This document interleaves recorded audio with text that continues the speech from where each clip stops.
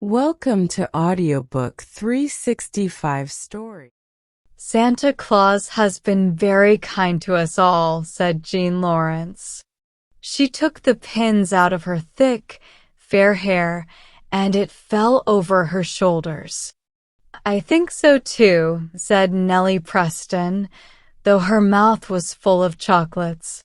My family at home sent me the perfect gifts. It's like they knew exactly what I wanted. It was Christmas Eve, and the sky was getting dark. The girls were all in Jean's room at number 16 Chestnut Terrace. Number 16 was a boarding house, and boarding houses were not usually happy places for Christmas. But Jean's room was nice, and all the girls had brought their Christmas presents to show each other. That year, Christmas was on a Sunday, and the mail on Saturday evening at Chestnut Terrace had been very exciting. Jean turned on her pink lamp, and its soft light shone on the girls' happy faces as they talked about their gifts. On the table was a big white box full of roses. Someone had spent extra money to send them. Jean's brother in Montreal had sent the roses, and all the girls were enjoying them together. There were usually a lot of girls at number 16 Chestnut Terrace, but now only 5 were left. All the other girls had gone home for Christmas. These 5 could not go home, so they tried to enjoy themselves as much as they could. Belle and Olive Reynolds were sitting on the bed. Jean could never stop them from sitting there. They were high school girls, and they were always laughing. They couldn't go home for Christmas because their younger brother had the measles, but they didn't let that ruin their fun. Beth Hamilton was looking at the roses, and Nellie Preston was eating candy. Both of them were art students, and their homes were too far away to visit. Jean Lawrence was an orphan and had no home. She worked for a big city newspaper. The other girls admired her because she was smart, but Jean was friendly and fun. Her room was the favorite place for the girls to gather. Everyone liked Jean because she was kind and generous. The postman looked so funny when he came this evening, said Olive. He was carrying so many parcels that they were sticking out everywhere.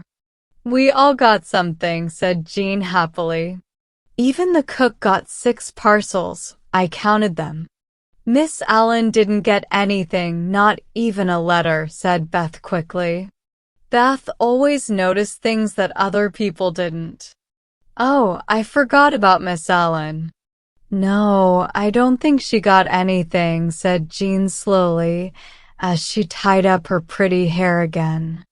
How sad it must feel to be all alone like that on Christmas Eve. I'm so glad I have friends. I saw Miss Allen watching us as we opened our parcels and letters, said Beth.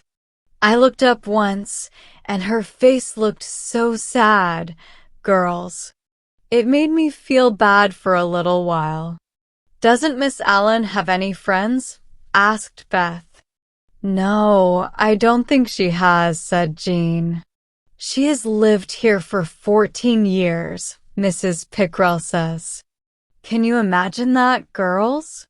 14 years at Chestnut Terrace. No wonder she is so thin, unhappy, and grumpy.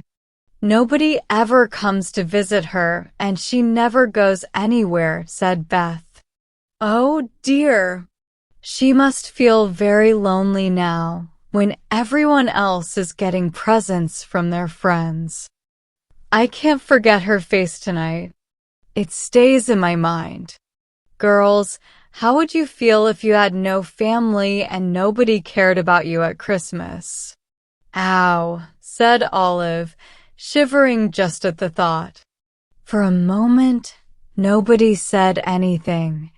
To be honest, none of them liked Miss Allen. They knew Miss Allen didn't like them either. She thought they were silly and noisy. She often complained when they made too much noise. Jean sometimes called Miss Allen the skeleton at the feast.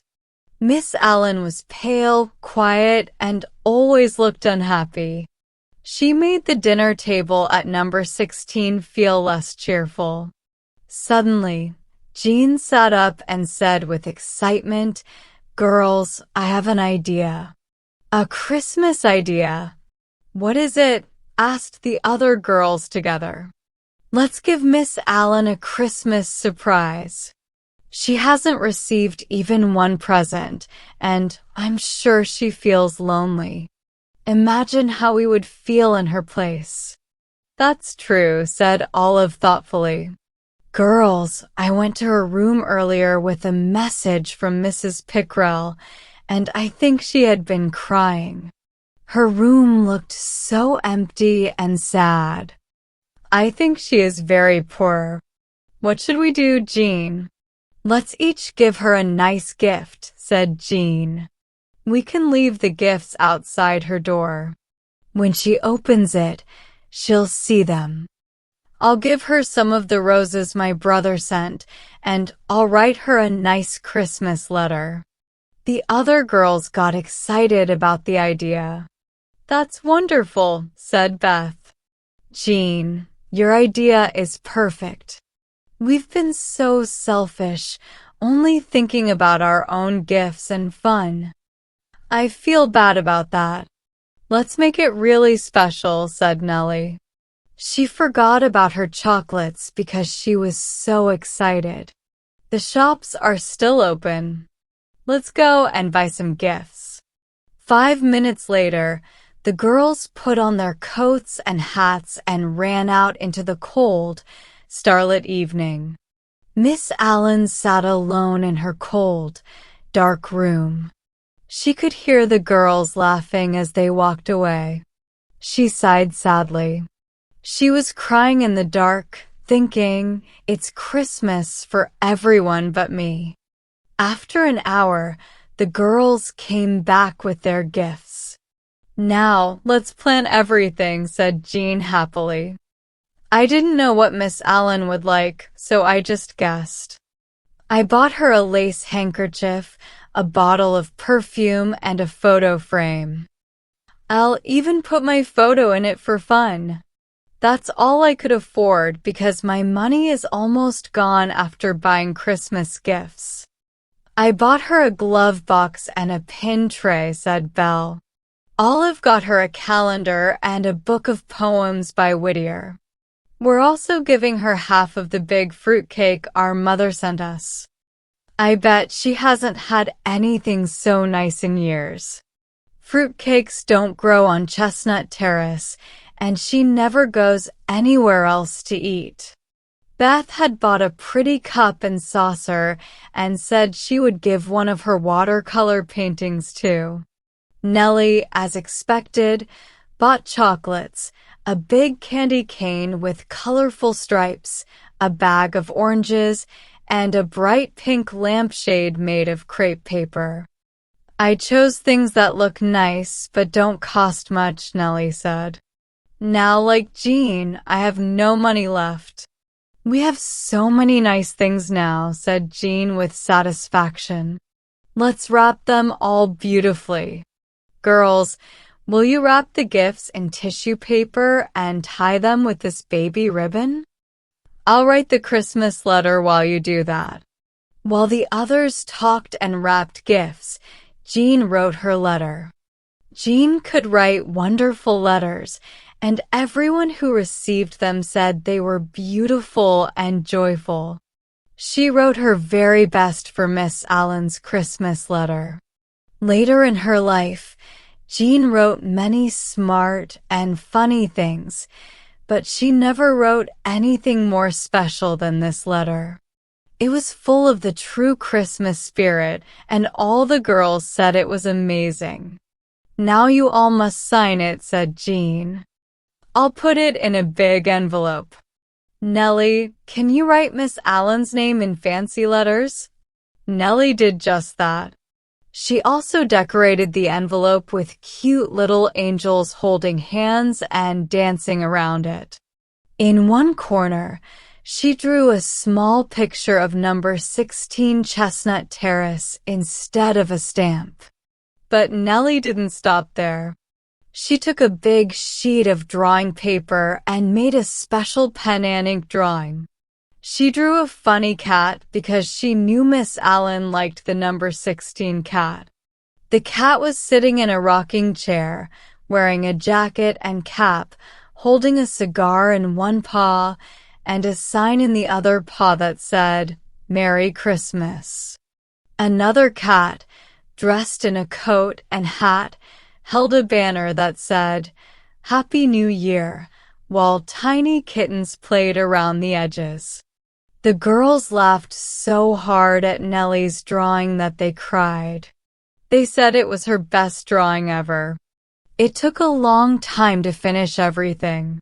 By now, it was after 11 o'clock.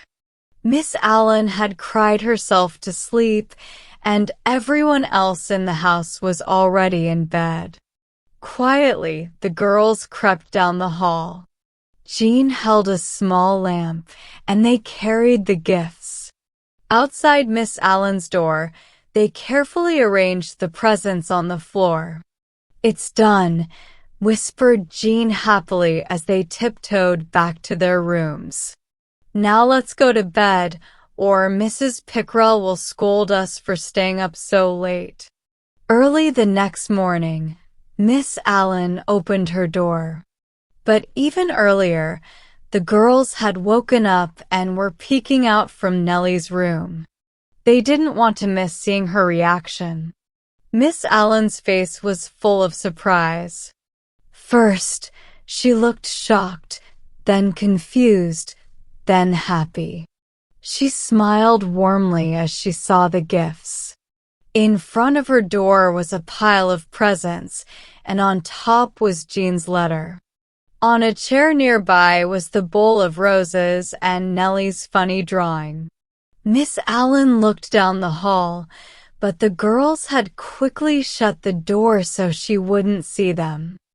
Half an hour later, when the girls came downstairs for breakfast, Miss Allen met them in the hallway. She was holding out her hands and smiling. She had been crying again, but this time they were happy tears. A bunch of Jean's roses was pinned to her dress. "Oh, girls," she said with a trembling voice, "I can never thank you enough. This was so kind and sweet of you. You don't know how much this means to me." Breakfast that morning was very cheerful. Miss Allen was no longer the skeleton at the feast. Everyone was smiling, and even Miss Allen laughed and talked like she was a young girl. "Oh, I was so surprised," she said. The roses were like a piece of summer, and Nellie's cats were so funny and wonderful. "Jean, your letter made me cry and laugh at the same time. I will read it every day for a year." After breakfast, the girls went to Christmas service at their church. The city looked beautiful in the bright morning sunlight. There had been frost during the night, and the streets and parks looked like something out of a fairy tale. "How beautiful the world is," said Jean. "This is the happiest Christmas morning I have ever had," said Nellie. "I never felt the real Christmas spirit so deeply in my heart before." "I think," said Beth, speaking slowly, "it's because we learned something important. It's true that it is better to give than to get." I always knew it was true, but now I really feel it. "Let's thank Jean for her Christmas idea," said Nellie. "But, girls, let's not stop here. I think we should try to make this idea last all year. We can share some of our happiness with Miss Allen as long as we live here with her." "Yes, let's do that," said Jean warmly. "Oh, listen, girls, the church bells." And across the beautiful city, they heard the old Christmas message, peace on earth and goodwill to everyone.